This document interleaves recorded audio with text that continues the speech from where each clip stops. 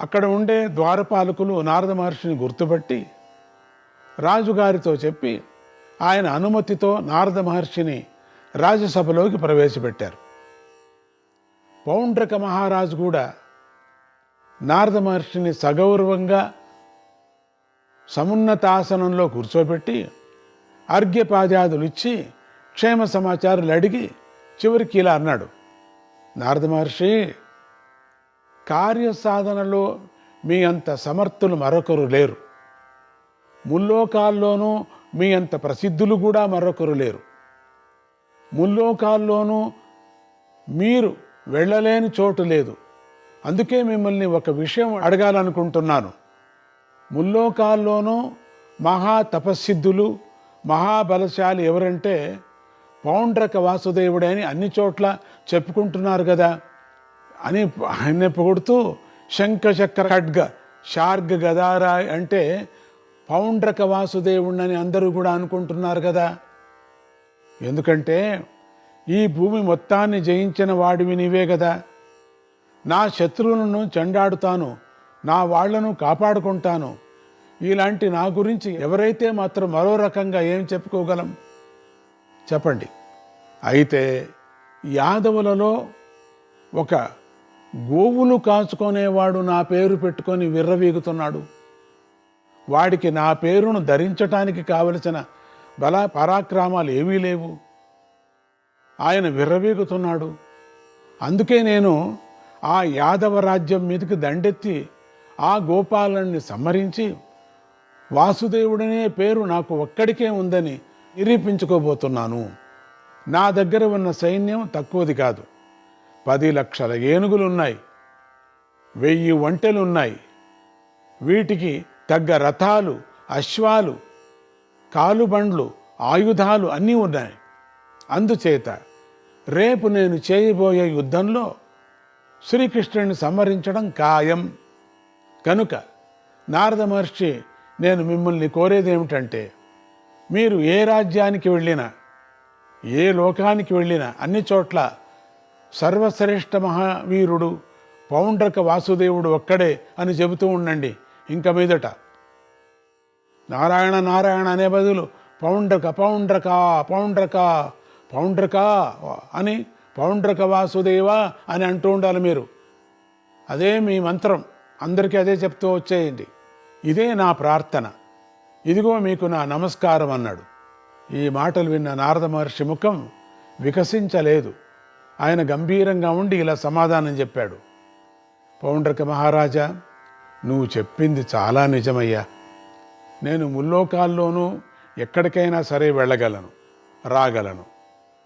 ఇతర లోక వార్తల కోసం ఎవరైనా సరే నా మీద ఆధారపడవలసిందే. అయితే మాత్రం నువ్వు చెప్పిన మాటలు నేను ఎలా చెప్పగలను? ఎందుకంటే అక్కడ ద్వారకా నగరంలో రాజ్యం చేస్తున్నది సాక్షాత్తుగా శ్రీ మహావిష్ణువు.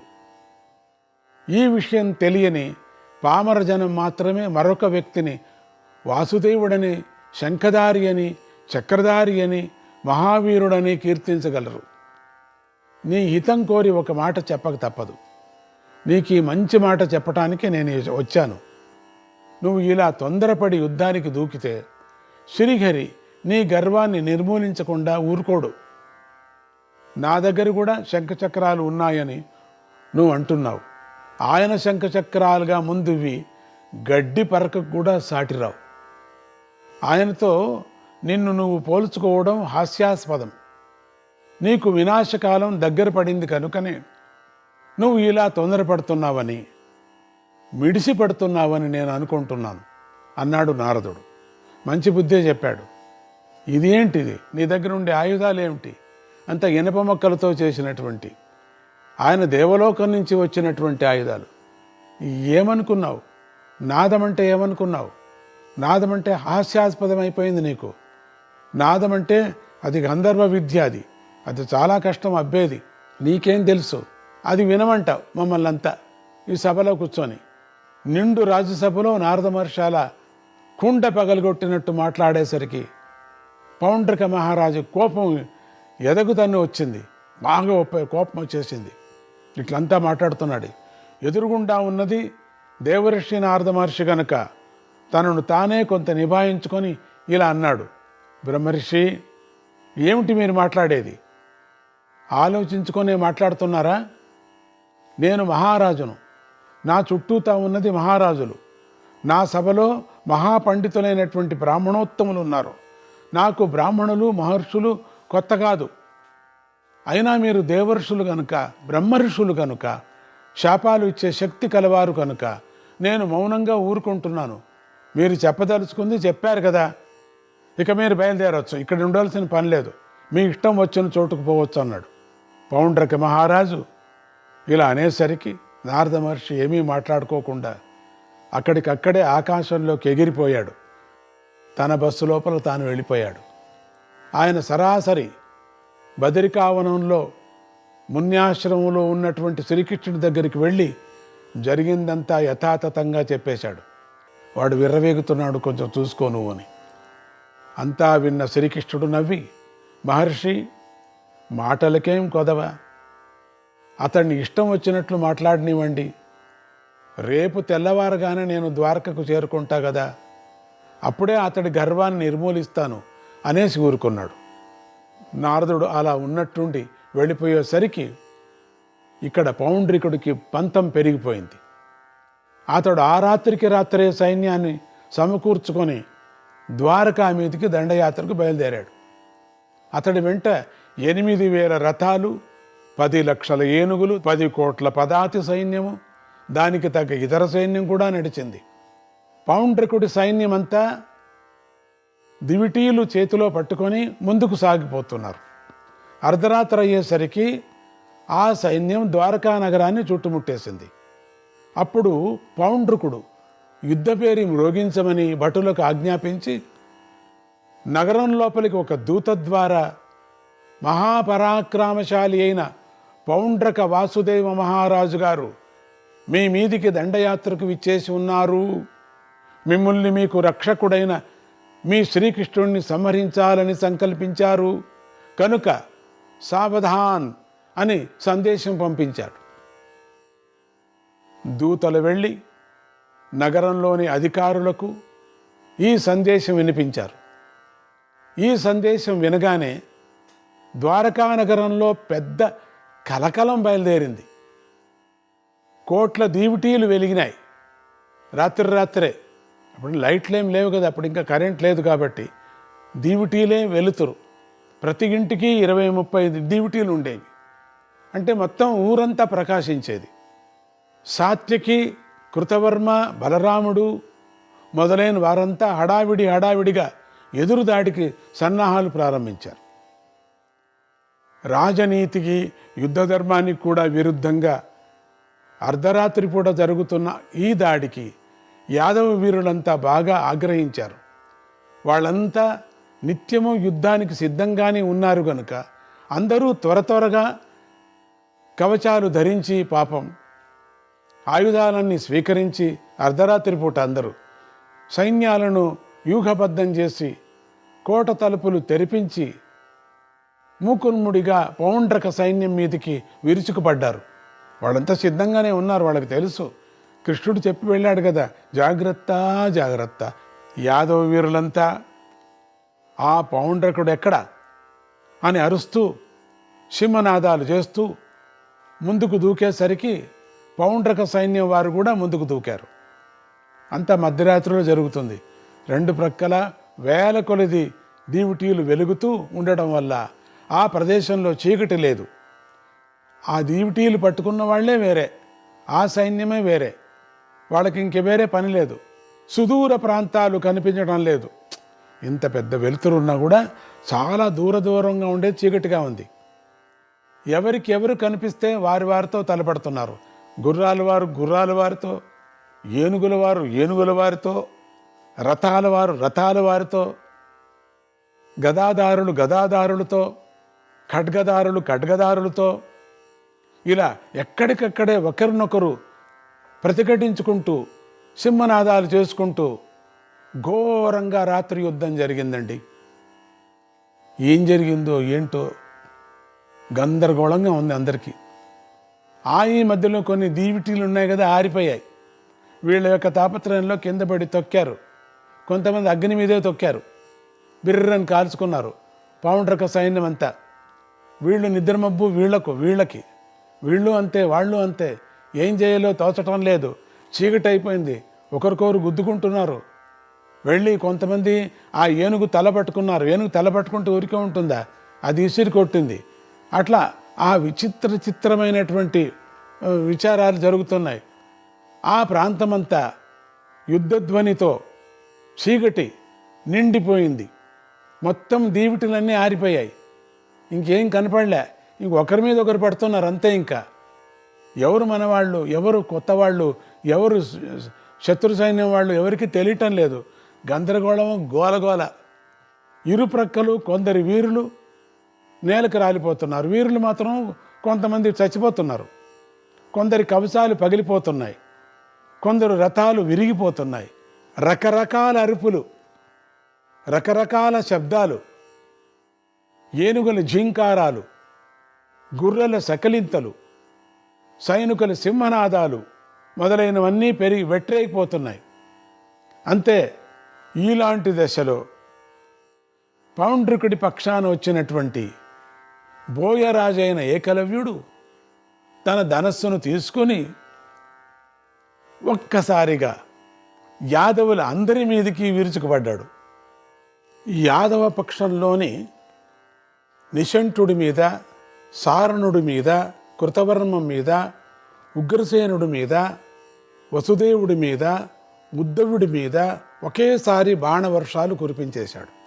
ఈ దాటికి యాదవ వీరులు ఒకంత వెనక్కు తగ్గవలసి వచ్చింది. దానితో తెగరెచ్చిపోయినటువంటి ఏకలవ్యుడు ఆ సాత్యకి ఎక్కడికి పోయాడు, ఆ సాత్యకి, ఆ బలరాముడు ఎక్కడికి పోతాడు అంటూ సింహనాదాలు చేశాడు ఏకలవ్యుడు. ఈ గందరగోళంలో రెండు పక్కల దీవిటీలు పట్టుకున్న సైనికులు చాలామంది నేలకు ఒరిగిపోవడంతో ఆ ప్రాంతమంతా మళ్ళీ చీకటమయం అయిపోయింది. ఇక అంతే, చీకటమయం అయిపోతే ఇంక చెప్పటానికి వీల్లేదు. అది గమనించినటువంటి పౌండ్రకుడు యాదవ వీరులంతా కోటలోకి పారిపోయారని భావించి, మనమే గెలిచామని గర్వించి తన సామంతులను, సైనికులను ఇలా ఆజ్ఞాపించాడు. అక్కడేది చీకటి కనపడటం లేదు.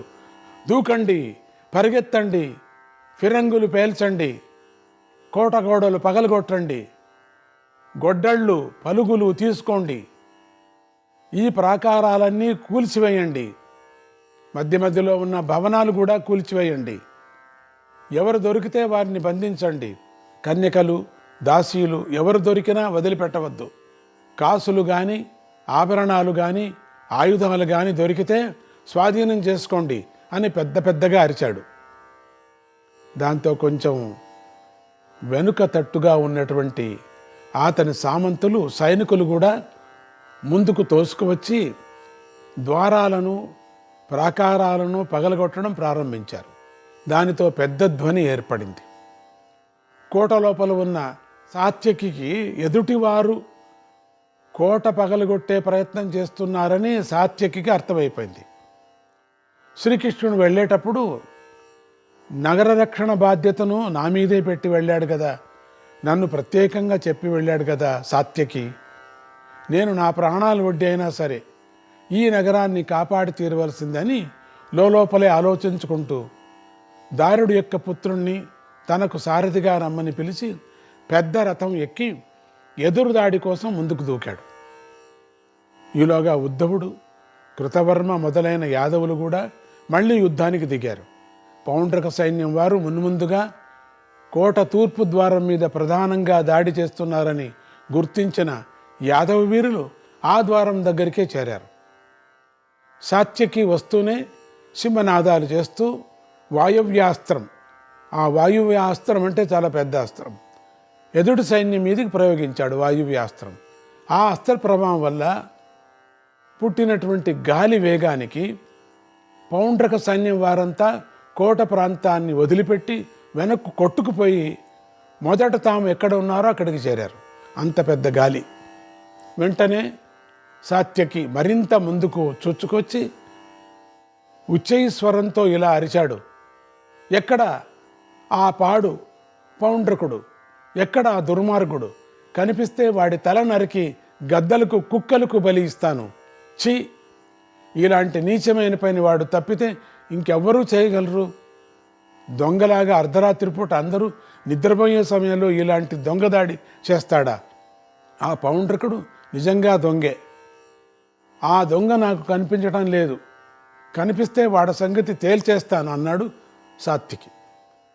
చీకటిలో దగ్గరలోనే ఉన్నటువంటి పౌండ్రకుడు ఈ మాటలు విని పౌరుషం పొడుచుకొచ్చి ఇలా అరిచాడు, ముందు ఆ కృష్ణుడెక్కడా? ఆ గొల్ల కాపరి ఎక్కడా? నేను దొంగనంటున్నావు, నీ కృష్ణుడు శ్రీహత్య గోహత్య చేసినవాడు. నా పేరు పెట్టుకొని ఎక్కడో దాక్కున్నాడు. అలాంటి వాణ్ణి మీరంతా ప్రభువు అని సేవిస్తున్నారు. ఆ శ్రీకృష్ణుడు నా మిత్రుడు, మహానుభావుడైనటువంటి నరకాసురుణ్ణి సంహరించి తనే వీరుణ్ణి అని విర్రవీగుతున్నాడు. వాణ్ణి సంహరించేదాకా నేను శాంతించను. ఖండితంగా ఆ కృష్ణుడిని సంహరించాల్సిందే. వరి సత్యకి పో, వెనక్కి పో, నువ్వు నాతో యుద్ధం చేయలేవు, అది నీ వల్ల కాదు. కాదు, నా పరాక్రమం చూస్తానంటావా? కొంచెంసేపు నిలబడు, నీ తల తెగగొడతాను. భూదేవి నీ రక్తాన్ని పానం చేస్తుంది. నీ మరణ వార్త వింటే మీ గోపాలుడికి కూడా కొంత గర్వం తగ్గుతుంది. దమ్ముంటే ధనస్సు పట్టుకో అన్నాడు పౌండ్రకుడు. ఈ మాటలు విన్న సాత్యకి మండిపడుతూ ఇలా అన్నాడు, ఒరీ రాజాధమ, బ్రతకాలని కోరిక ఉన్నవాడెవడు మా వాసుదేవుడి గురించి ఇలాంటి మాటలు మాట్లాడరు. నువ్వు ఇలా కూశావు కనుక నీకు మరణం ఖాయం, నీ నాలుక చీలిపోవటం ఖాయం. నేనే వాసుదేవుణ్ణి అరుస్తున్నావు కదా, ఇదిగో ఇప్పుడు నీ తల తెగబోతుంది. ఆ తల పడిపోయిన తర్వాత ఇక నీకు ఏ పేరు ఉండదు. జగత్పాలకుడైన ఆ వాసుదేవుడెక్కడ? ఒక్కడే, ఆయన ఒక్కడే మిగిలి ఉంటాడు. ఇది రెండు వాసుదేవులు ఉండటానికి వీల్లేదు. మా శ్రీకృష్ణుడు యుద్ధరంగంలోకి వచ్చే లోపలే నేను నీ తల రాల్చేస్తాను. నీ తల పడే లోపలే నీ పరాక్రమం ఏమిటో చూపించు. నువ్వు ఇంతవరకు మా నగరానికి రానే లేదు, నేను ఇంతవరకు నిన్ను చూడనే లేదు. ఇప్పుడు నువ్వు నాకు కనిపించావు. నువ్వెవరు? ఇప్పుడు నాకు సంతోషంగా ఉంది నాకు. ఎందుకంటే నీ శరీరాన్ని నువ్వు గింజలలాగా ముక్కలు ముక్కలు చేసి కుక్కలకు వేయబోతున్నాను నేను. ఇలా అంటూనే సాత్యకి ఒక పెద్ద బాణంతో పౌండ్రకుడిని బలంగా కొట్టాడు. ఆ బాణపు దెబ్బకు పౌండ్రకుడు నెత్తురు కక్కుకున్నాడు. కానీ త్వరలోనే తేరుకున్నాడు. సాత్యకిని నానా తిట్లు తిడుతూ సాత్యకి మీదకి బాణాలు గుప్పించాడు. ఆ బాణాలలో ఒకటి సాత్యకి నుదుటిలో గుచ్చుకుంది. దాంతో సాత్యకి దిమ్మెరపోయి కొద్ది క్షణాల పాటు రథంలో కూర్చుండిపోయాడు. మూర్ఛ వచ్చింది. ఇంతలో పౌండ్రకుడు సాత్విక యొక్క సారథి మీద, గుర్రాల మీద బాణాలు గుప్పించి సింహనాదం చేశాడు. నేనంటే ఎవరనుకున్నారు? అంటే బుద్ధి చెడిపోయిందన్నమాట. నారాయణ నారాయణ హరే కృష్ణ.